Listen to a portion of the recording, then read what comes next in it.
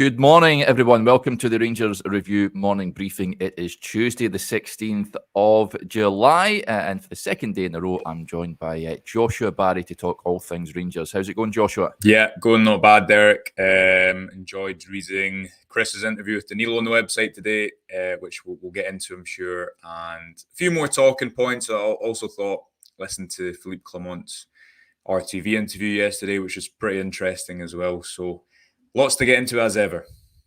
Yeah, absolutely. And before we do that, just a quick word, as ever, for our podcast sponsors, MPH Boilers, the family-owned business covering all of mainland Scotland, award-winning. If your boiler is on the blink, you know the script by now, folks, then give these guys a call. They've got those brilliant Viessmann boilers on offer. The all-important link is in the description below. Right, where shall we start? I think we'll start on Clement and, of course, a bit from Chris's interview with him over the weekend on Abdallah Sima. And, of course, the manager was speaking to Rangers TV yesterday as well, which I thought was interesting. The club are taking on Leeds United, incidentally, a Rangers B team taking on Leeds United under-21s at the training centre later on. It's a closed-doors friendly. He also spoke about transfers, the training camp, and how things are going at this moment in time. On Abdallah Sima, you've seen the piece over on the Rangers Review website, folks, and you're speaking about the situation with regards to Sima at this moment in time. And this is just a little snippet of what he had to say. He says, I've been in touch with him. He's like one of my sons. Abda loves the club. Abda loves the way of playing we had last season and his role in that. He loved his teammates and the staff. But at the end of the day, Brighton is the owner, so it's all about the money then. At the moment, it's not possible, but we will see along the way if there comes a possibility, because we would love to get him back. We will see if it is possible. I do wonder, Joshua, whether that ties in with the manager's comments to Rangers TV earlier on in the day, where he said several players convinced Rangers is the right place, but you still need negotiations. It always starts later after the Euros because now teams start to train. So some way away from agreeing a deal with Brighton, it seems. Yeah, and obviously I don't think it's any secret that Sima would like to come back to Rangers, and Rangers would obviously like to have Sima. We've spoken about this before. A couple of months ago, reported that Brighton were going to wait for their new manager to come in. They obviously had managerial change this summer to decide exactly what they were going to do with Abdallah Sima, because he's got, I think, 2 years left in his contract, or another year and an option. He's been out on loan 3 seasons in a row. Some gap in the valuation that Brighton have put on him, perhaps compared to what Rangers would want to pay at this stage of the transfer window. If you could get the right deal, I don't think many people would turn that down. If there was the option of another loan deal, ideally, then that probably would suit Rangers perfectly, because much like Oscar Cortez, for example, it gives them a little bit more time to raise funds for what would be a big purchase. If you look at what Brighton paid for Sima, if you look at the fact that, yes, he spent a lot of time out injured last season, but he's 22 years old, he's an international footballer, and he's been sold by Brighton, so he's probably not going to go on the cheap. But it does tie into what you're saying, I think, with Clement on Rangers TV. Look, that understandably people want a lot of players in, because that is what they feel they've been promised, what they feel Rangers need this summer. They have brought a few players in, and a few players who should be able to make a big impact over the long haul, even if that's not going to happen right now.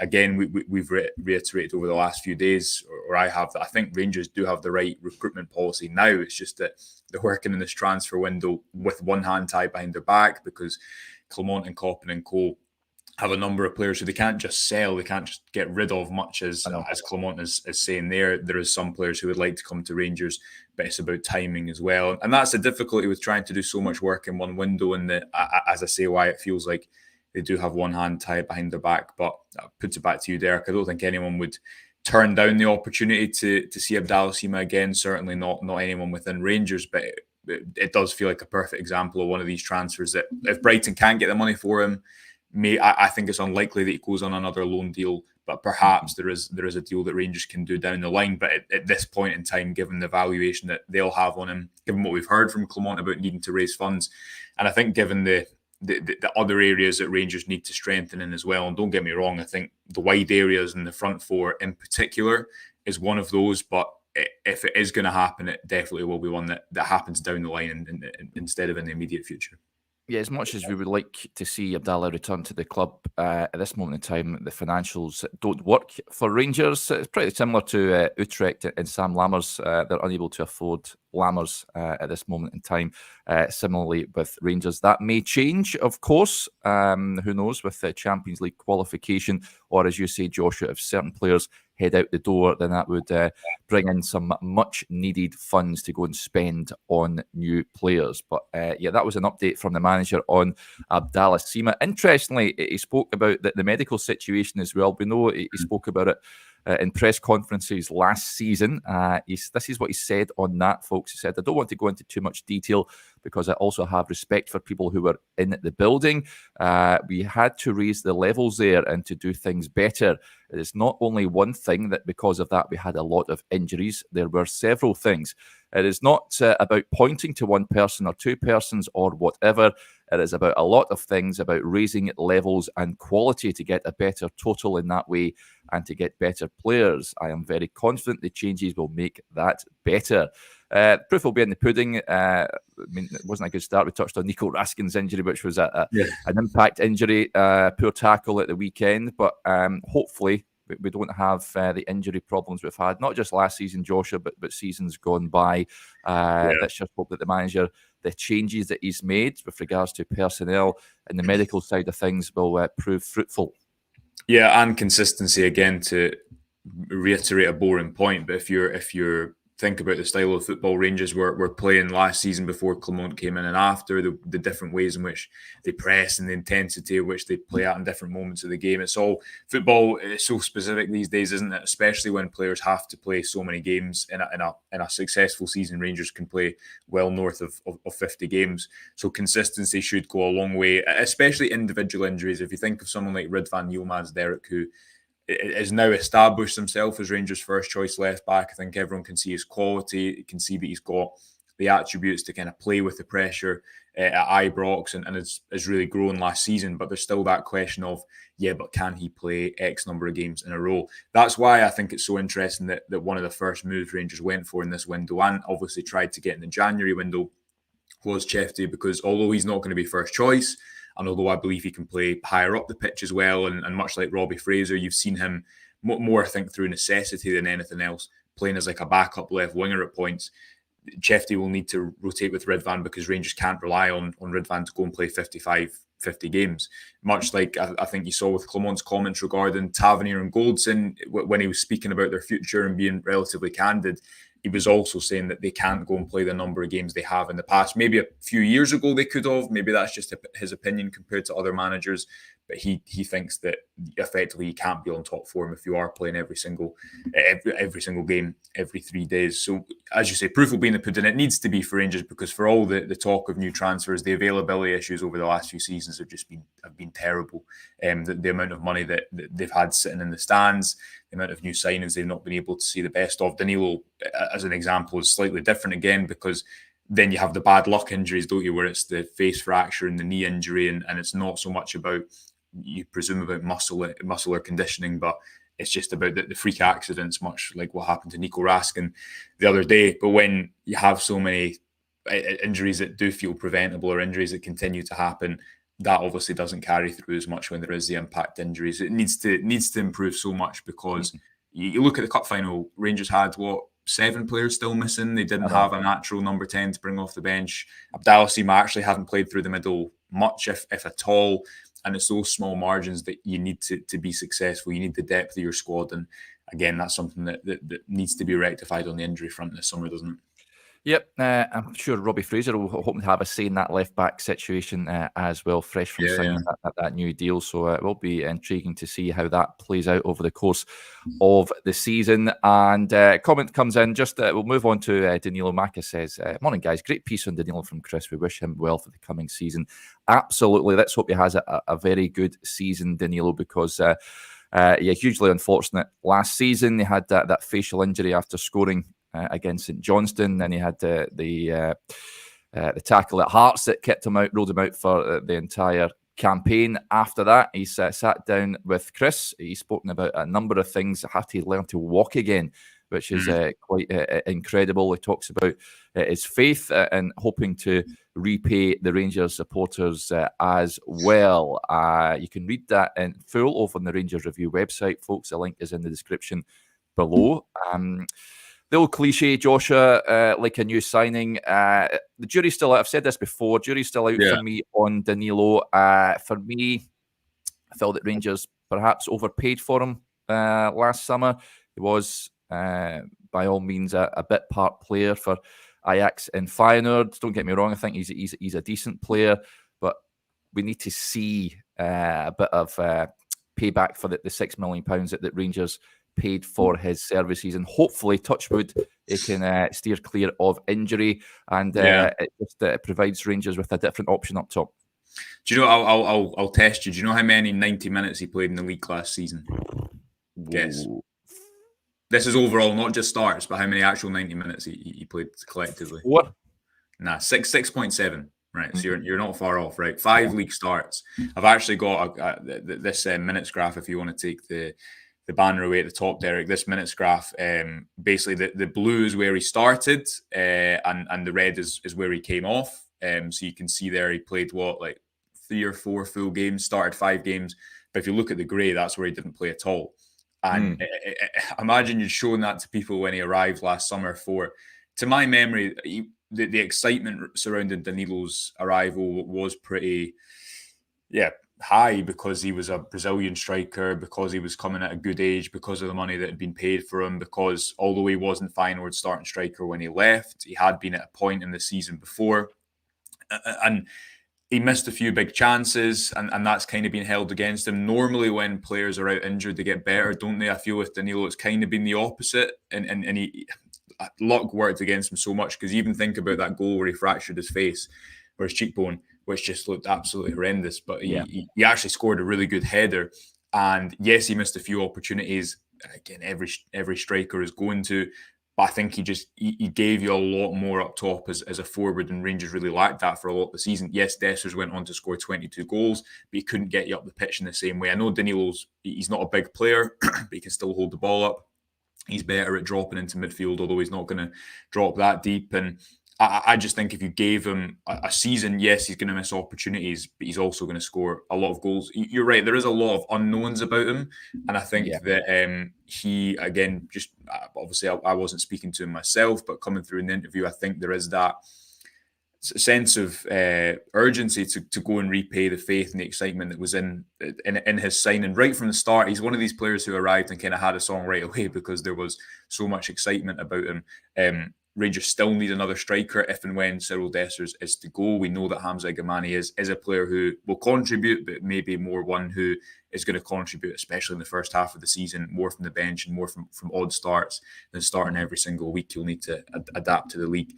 I'm a little bit more hopeful in Danilo than a lot of people. I think if you look at a lot of social media posts, or I'm sure comments in this video, there will be quite contrasting opinions, because people will say they've not seen enough of him, or what they have seen, he's missed too many big chances. I think he can be a really important player for Rangers. He's just not had that run of games at all. Because as well, remember when he came into the club last summer, he actually didn't start for the first 4, 5, 6 league games. And Michael Beale actually said, I think after that St Johnstone game, that I can't remember the line, effectively there'd been something going on that had restricted his minutes. But he had that, came in for the St Johnstone game, got that injury, came back for 5, 6 games, played really well, especially in that Sparta Prague game at home.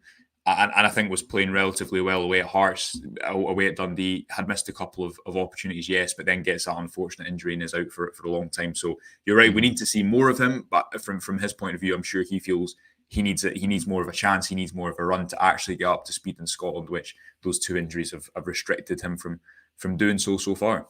Yep. Stephen with an interesting point. He says, as someone just next door, Danilo is a 10, Derek, not a 9. He's got good work rate. I think he'll be better arriving late in the box as opposed to someone that stays high up. What do you make of that, Joshua? Should we see Danilo used as a 10, do you reckon? Nah, not for me. Sorry. I mean, it's all about opinions, isn't it? That is all about opinions. I think he's I think he... We've not seen much of him, so it's difficult to argue much on the basis of evidence. I understand what Stephen's saying, because he's a player who, is not a number 9 who stays away from the ball all the time. He'll move towards it. But I think you need to pair him. We've not really seen with Clement yet, I would say. If you look at his front four, we've not seen him have a first choice front four at all, have we? Because if you can imagine at the end of last season, that we know about the number 10 issues, and that I would argue there's not an out-and-out kind of goal scorer number 10 in there, probably apart from Tom Lawrence, who we know has injury issues and he's more at the tail end of his career than the start. But to Stephen's point, maybe if we'd seen Danilo with Abdallah Sima off the left more regularly and Oscar Cortez off one side and let's say Todd Cantwell through the middle, then that probably would have been a front four that was more suited to what Clement was playing, which was often someone like Dujon Sterling on the right wing. Ross McCausland got injured as well. Fabio Silva played a lot of time out wide, and he's not a wide player whatsoever. He can maybe play as a wide forward, but not a wide midfielder. So there's no doubt, to Stephen's point, the Rangers need a bit more depth in that number 9 position, and there's no doubt that they probably lack that natural number 10 for Clement's style of football so far. I don't know if you saw the clip of the training clip of Lowry in Clement, where Clement was saying to Lowry after there was a goal in training, and he was saying to him, "Well done for getting involved in the play effectively, but keep going and attack the box." And it is a simple point. It's not it's not kind of going behind the veil of a coaching session, is it? But it does also reveal what Clement wants in his number 10. If you compare it to Beale's football, where there was a lot of number 10s, the pace of the attack was slower. Now with Clement, you've got a much faster pace of attack. He wants his team to shoot more often. He wants his number 10 to join and attack the box. If you take someone like Todd Cantwell, we know how much his roles changed before and after Clement came into the club. I'm interested to see what his football looks like when he actually has a first choice front four, because to this point, I don't think we've seen that at all. Yeah, an interesting point that Danilo said in that interview. He said that every day I feel like I am ready to go. Sometimes I'm a bit scared of the contact or if there is a situation where someone hits my knee and I don't know how it will react, but it is part of my job. I will always have contact. I just have to be ready for that. It is our job. It is a risk, but every day there are risks. I am doing what I love. So that's kind of worrying. Understandable, I guess, coming back from such a serious injury. You just hope that he can replicate the sort of form.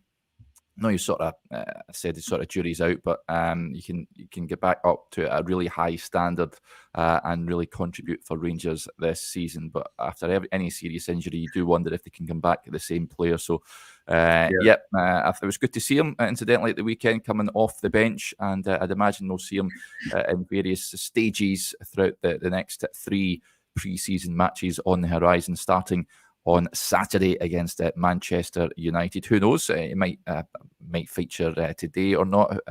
Who knows if that will be the case? But that is Danilo. Folks, do go and check that interview out with Chris. It is well worth a read. Other news I've seen, just off-field stuff I wanted to touch on, Joshua. There was an update on Hampden yesterday. Rangers will be using Hampden while the Copeland Road works are being carried out. And there's a comment coming in from Sandra. She says, "Morning, folks. Worrying regarding the money side of things and having to use Hampden." So there was a statements issued by the governing body yesterday on Rangers using Hampden. The SPFL have confirmed, incidentally, that Queen's Park in Livingston, which was originally scheduled to be held at the Lesser Hampden on the same afternoon, has been moved to the Friday evening. A Rangers statement reads, "Further to last week's update, the club is continuing work at pace on detailed plans for the transition to the National Stadium. While the Ask Rangers site seeks to address immediate questions, further information will be delivered to our season ticket holders and seasonal hospitality clients as we progress the situation. At this stage, the club can announce our William Hill Scottish Premiership matches with Motherwell on Saturday the 10th of August and Ross County on Saturday the 24th of August will be played at Hampden, with both matches kicking off at 3 p.m. with draws still to be made for the UEFA Champions League third qualifying round and potential playoff round, plus a potential home tie in the Premier Sports Cup. The club will communicate news on dates and kick-off times for them once the information is confirmed. The club is continuing to work tirelessly on the Copeland Stand project at Ibrox to complete that as soon as possible. As soon as the club can provide a definitive update on matches returning to our home it will do so. Rangers again puts on record its thanks to the Scottish FA and the SPFL for their considerable work in reaching this solution. Above all, the club thanks their supporters for their ongoing patience and understanding as we deal with this challenge. And Rangers, they will be footing the bill somewhat. They'll be aiding the pitch that is going to be sort of revamped at Hampden, so they will have to sort of foot the bill for that as well. Joshua, what do you make of that?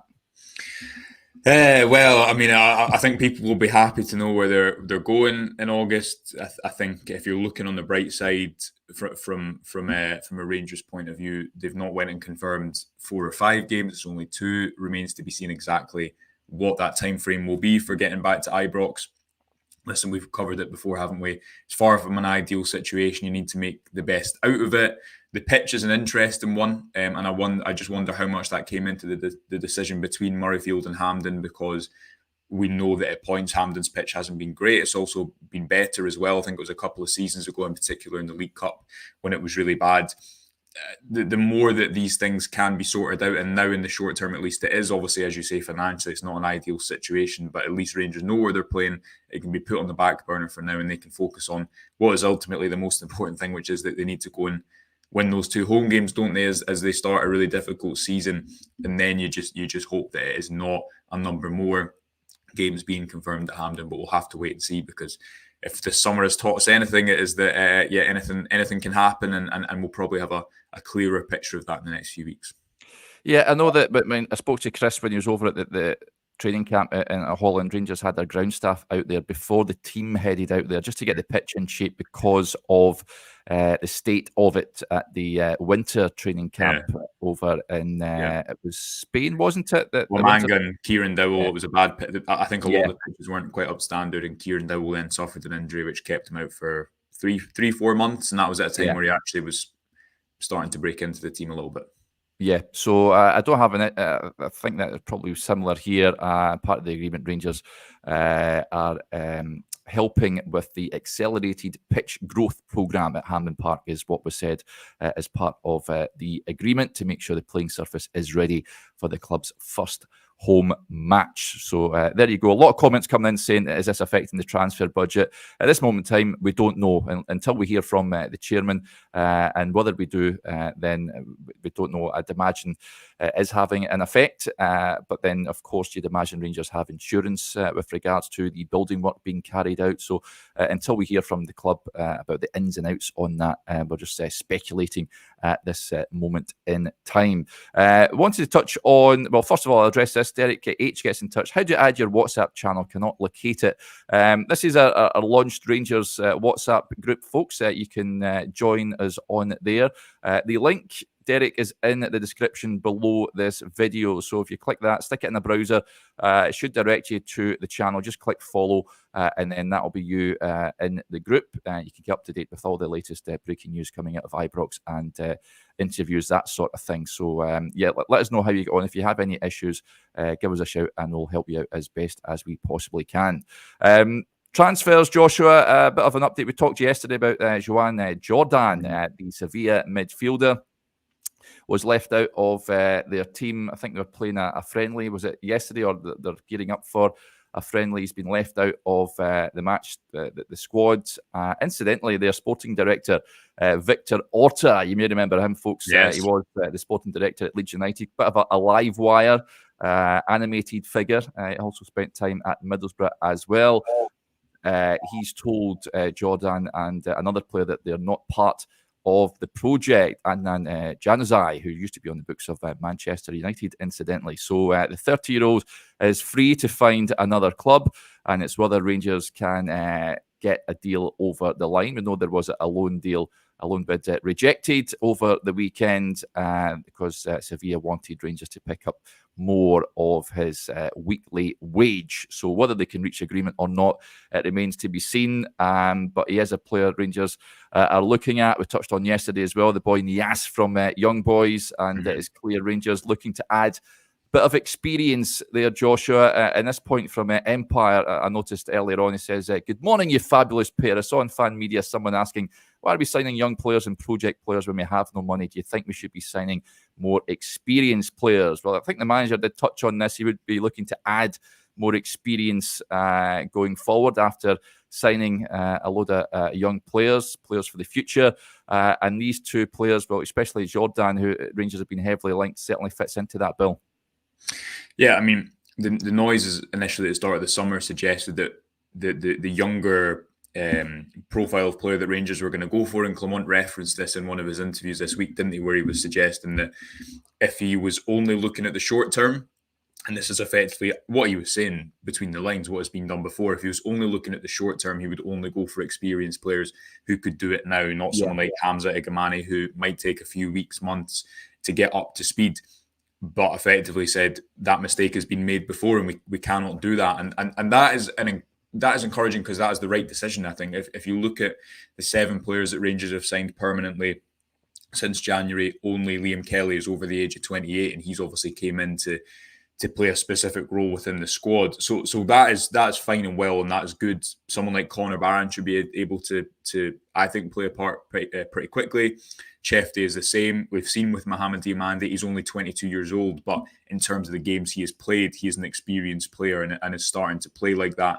So that is why that's happened at the start of the window, and I think that's absolutely right, because just if you look at someone like, I don't know, Ben Davies or Tom Lawrence or Kieran Dowell, just 3 players off the top of my head who Rangers have signed in the last couple of years, if and when you look to move players on who perhaps haven't quite hit the ground running yet at Ibrox or done what you brought them in to do, their age plays a massive part in your ability to sell them on, and Rangers will know that hypothetically, or out of the young players they've signed, 1 or 2 will not work. That's just how it works with transfers. If you found a director of football recruitment who got 9 out of 10 or 10 out of 10 on the basis of transfers successful, he would be working at a higher level and would be paid a lot more money. It's a difficult thing to get right. But again, if they are at a certain age, it's much easier to move them on. Then it was about trying to add experience at the right time, which is what I think have seen Rangers do tried to do over the last couple of weeks.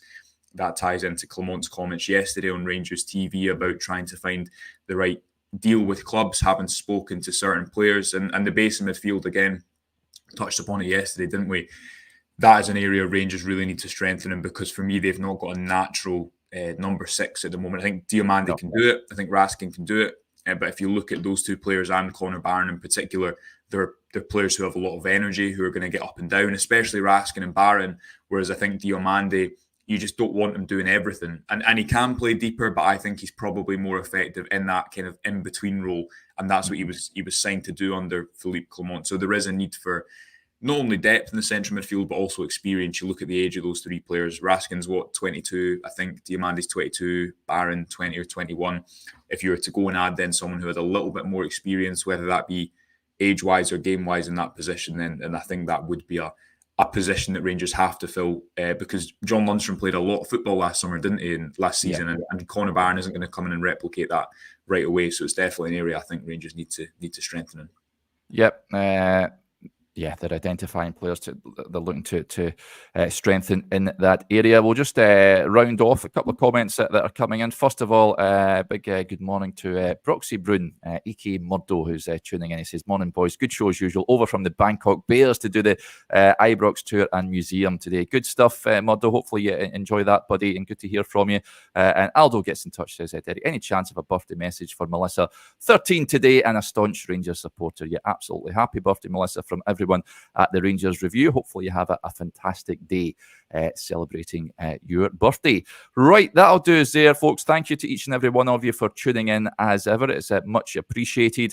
Just a heads up again, what's on the website, you'll find Clement on Sima and the medical changes at the club.